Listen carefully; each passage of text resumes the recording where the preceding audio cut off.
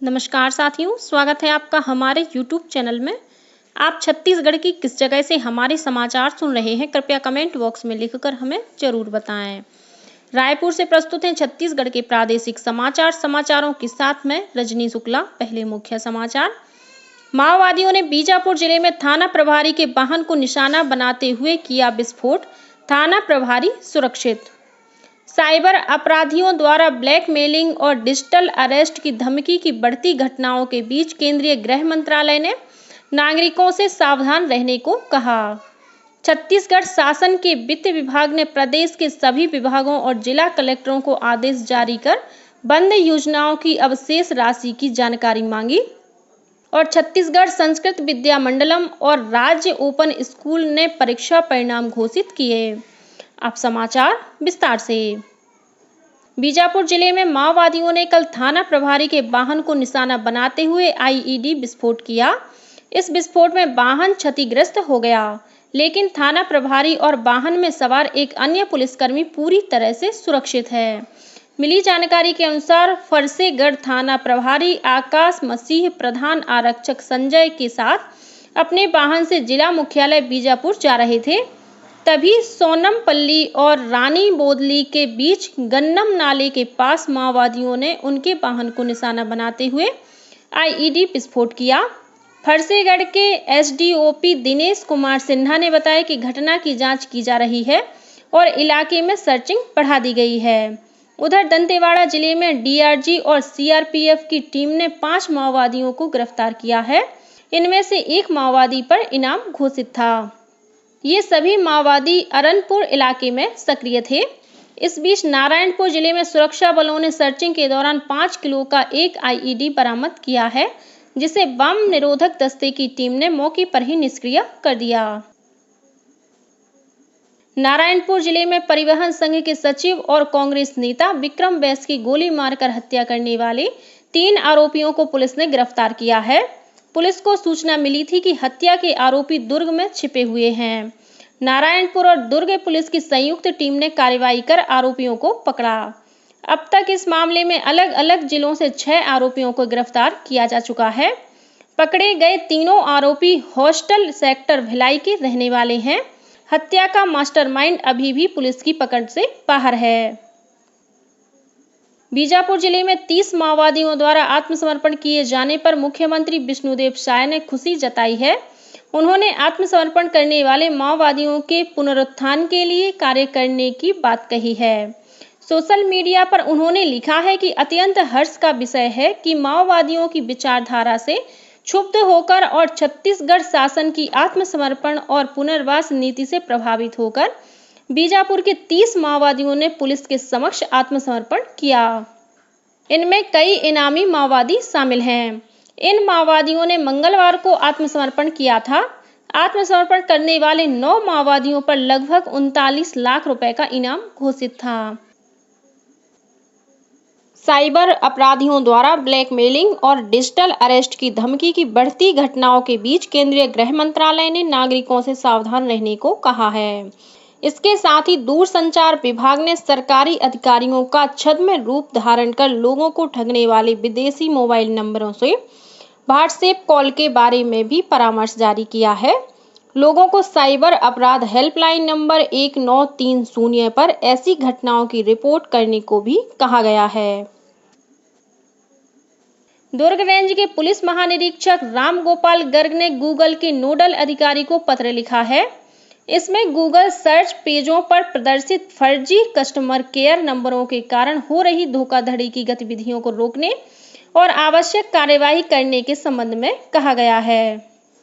पत्र में कहा गया है कि साइबर ठग गूगल प्लेटफॉर्म का उपयोग कर प्रमुख बैंकों, बीमा कंपनियों और स्वास्थ्य सेवाओं तथा अन्य आवश्यक सेवाओं के कस्टमर केयर नंबरों को अपडेट करने के नाम पर लोगों को ठगने का काम कर रहे हैं। उन्होंने गूगल से इस प्रकार की धोखाधड़ी से लोगों को बचाने के लिए गंभीरतापूर्वक उपाय करने को कहा है। साथ ही पुलिस महानिरीक्षक ने आम जनता से बढ़ते साइबर अपराधों के प्रति जागरूक रहने के लिए साइबर प्रहरी अभियान से जुड़ने की अपील की है। रायपुर नगर निगम के आयुक्त अविनाश मिश्रा ने शहर में सुरक्षित ढंग से होल्डिंग्स लगाए जाने को लेकर विज्ञापन एजेंसियों के संचालकों और नगर निगम के अधिकारियों की कल बैठक ली। बैठक में उन्होंने कहा कि मुंबई जैसा हादसा रायपुर में ना हो, यह विज्ञापन एजेंसियां सुनिश्चित करें। बैठक में विज्ञापन एजेंसियों के संचालकों और प्रतिनिधियों को होल्डिंग्स की ढांचागत जांच कराकर 1 सप्ताह के भीतर जांच से संबंधित प्रमाण पत्र नगर निगम के नगर निवेश विभाग को सौंपने को कहा गया है। उन्होंने होल्डिंग्स गिरने या किसी भी तरह की दुर्घटना से बचाव के लिए सभी आवश्यक सुरक्षात्मक उपाय करने को भी कहा। छत्तीसगढ़ शासन के वित्त विभाग ने प्रदेश के सभी विभागों और जिला कलेक्टरों को आदेश जारी कर बंद योजनाओं की अवशेष राशि की जानकारी मांगी है। जारी आदेश में कहा गया है कि पूर्व में संचालित लेकिन वर्तमान में बंद विभिन्न योजनाओं के लिए प्राप्त राशि के विरुद्ध खर्च नहीं की जा सकी राशि बैंक खातों में शेष उपलब्ध है और उनका संधारण अभी भी राज्य और मैदानी कार्यालयों द्वारा किया जा रहा है। वित्त विभाग ने निर्देश दिए हैं कि वर्तमान में बंद योजनाओं के विरुद्ध बैंक खातों में शेष बची राशि राज्य शासन के खाते में जमा करते हुए उसकी जानकारी संबंधित विभागाध्यक्ष और वित्त विभाग को दी जाए। छत्तीसगढ़ संस्कृत विद्यामंडलम ने 10वीं और 12वीं के परीक्षा परिणाम घोषित कर दिए हैं। सचिव अलका दानी ने कल ये परिणाम घोषित किए। परीक्षा परिणाम 96.35% है। कक्षा पूर्व मध्यमा द्वितीय वर्ष का परीक्षा परिणाम 98.48% रहा। वहीं कक्षा उत्तर मध्यमा द्वितीय वर्ष का परिणाम 98.43% रहा। वहीं छत्तीसगढ़ राज्य ओपन स्कूल का भी इस वर्ष का मुख्य परीक्षा परिणाम घोषित कर दिया गया है। हाई स्कूल सर्टिफिकेट परीक्षा में 54.39% परीक्षार्थी उत्तीर्ण हुए। इसके साथ ही हायर सेकेंडरी स्कूल सर्टिफिकेट मुख्य परीक्षा का भी परिणाम घोषित किया गया। इस परीक्षा में कुल 66% विद्यार्थी उत्तीर्ण हुए हैं। प्रदेश के नक्सल प्रभावित इलाकों में सुरक्षा बलों द्वारा लगातार नए कैंप खोले जा रहे हैं। इसी कड़ी में कल नारायणपुर जिले के मोहंदी गांव में नया कैंप खोला गया। वहीं महाराष्ट्र सीमा से लगे मोहला मानपुर जिला के संबलपुर गांव में भी जिला पुलिस ने नए पुलिस कैंप की स्थापना की है। इन कैंपों के खुलने से इन क्षेत्रों में विकास और नक्सल उन्मूलन अभियान में तेजी आएगी। साथ ही क्षेत्र में सड़क, पानी, पुल पुलिया, शिक्षा, चिकित्सा, मोबाइल नेटवर्क कनेक्टिविटी जैसी मूलभूत सुविधाओं का विकास होगा। इस बीच मोहला मानपुर जिले के बुकमरका गांव में कल आईटीबीपी और पुलिस के वरिष्ठ अधिकारी पहुंचे। उन्होंने यहां रह रहे आदिवासी जनों से मिलकर उनकी समस्याओं को सुना और उनके निदान का भरोसा दिलाया। प्रदेश में बच्चों के सुपोषण की जांच के लिए वजन त्योहार मनाया जा रहा है। बच्चों के पोषण स्तर में सुधार और उसके आकलन के लिए 22 मई तक प्रदेश के सभी आंगनवाड़ी केंद्रों में वजन त्योहार मनाया जाएगा। राजनांदगांव जिले के कलेक्टर संजय अग्रवाल ने वजन त्योहार के पहले दिन राजनांदगांव शहर के शंकरपुर बाइड, कन्हारपुरी और ग्राम सुंदरा के आंगनवाड़ी केंद्रों का निरीक्षण किया।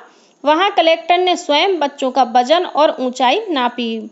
उन्होंने बच्चों के पोषण स्तर की नियमित निगरानी करने हेतु विभागीय अधिकारियों को निर्देश दिया। आसपास के इलाकों में बढ़ती चोरी की घटनाओं के मद्देनजर शक्ति पुलिस ने लोगों के लिए चोरों से सतर्क रहने के लिए परामर्श जारी किया है, जिसमें पुलिस ने लोगों को चोरों से सावधान रहने की हिदायत दी है। 7 बिंदुओं की एडवाइजरी में बताया गया है कि चोरों का गिरोह पड़ोसी जिले में सक्रिय है और वे हाईवे, रेलवे लाइन के आसपास स्थित घरों और सूने मकानों को निशाना बना रहे हैं। पुलिस ने लोगों से कहा है कि यदि उनके घर के आसपास कुछ अनजान व्यक्ति घूम रहे हों तो उनकी फोटो लेकर कंट्रोल रूम को सूचना दें। रायगढ़ जिले के छाल क्षेत्र में भालू के हमले में एक बुजुर्ग महिला की मौत हो गई। मिली जानकारी के मुताबिक सामर हरसिंघा बीट में पदस्थ फॉरेस्ट गाइड की बुजुर्ग मां कल सुबह बोजिया के जंगल में तेंदुपत्ता तोड़ने गई थी, तभी उस पर भालू ने हमला कर दिया। इस हमले में बुजुर्ग महिला गंभीर रूप से घायल हो गई और उनकी मौके पर ही मौत हो गई। और अब कुछ अन्य खबरें संक्षेप में। बेमेतरा जिले के ग्राम भैंसा में तालाब में डूबने से 2 बच्चों की मौत हो गई। बताया जा रहा है कि ये दोनों बच्चे नहाने के लिए तालाब गए थे। दुर्ग जिले के जामुल थाना क्षेत्र में रील बनाने के दौरान ऊंचाई से गिरने से एक युवक की मौत हो गई। बताया जा रहा है कि यह युवक एक निजी कंपनी में हेल्पर के रूप में कार्यरत था। पुलिस मामले की जांच में जुटी है।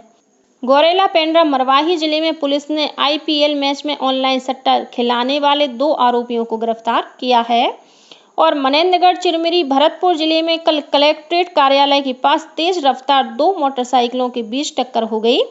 इस हादसे में बाइक सवार 2 युवकों की मौत हो गई। वहीं गंभीर रूप से घायल एक युवक को अस्पताल में भर्ती कराया गया है। इसी के साथ छत्तीसगढ़ के समाचारों का ये बुलेटिन समाप्त हुआ। नमस्कार।